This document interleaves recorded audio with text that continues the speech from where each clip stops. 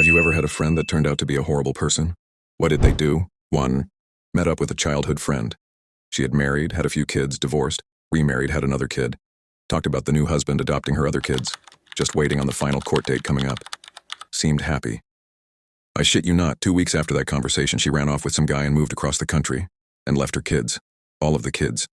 The ink was barely dry on the adoption papers. I give the husband credit, he raised them. 2.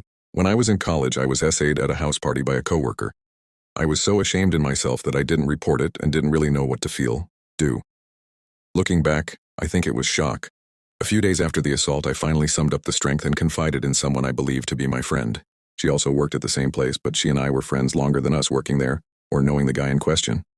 I thought she seemed empathetic for a moment. However, having lots of friends was important to her, and the guy who assaulted me was often the person hosting parties.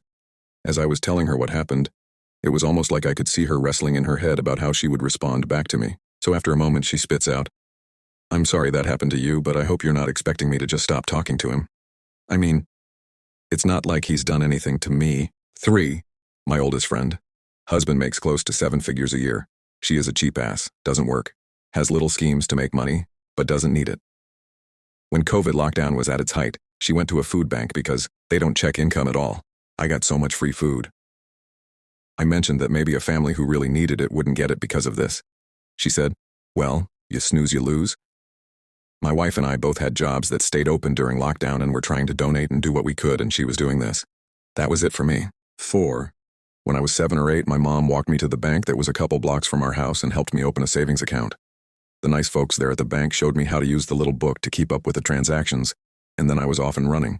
For the next 6 months, I would go make these tiny deposits whenever I got a little cash from doing yard work for a neighbor or whatever. This was the 70s, so we are talking about $3, $4 at a time. Eventually, I had like $80 in there, carefully documented in my little book, and decided to blow like $40 of it on some amazing toy I'd seen on TV.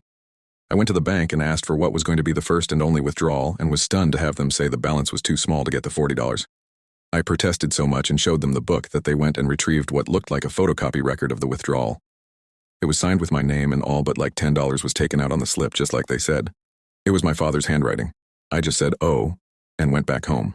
He had a high-paying job, drove a Volvo, and no drug, booze, gambling problems. The amount would have been almost nothing to him. He was mean, though, so I didn't dare ask WTF. I never did find out why he did it. He was a huge narcissist, so whatever reason he had in his mind was enough to justify screwing over his own son, who was just a little kid.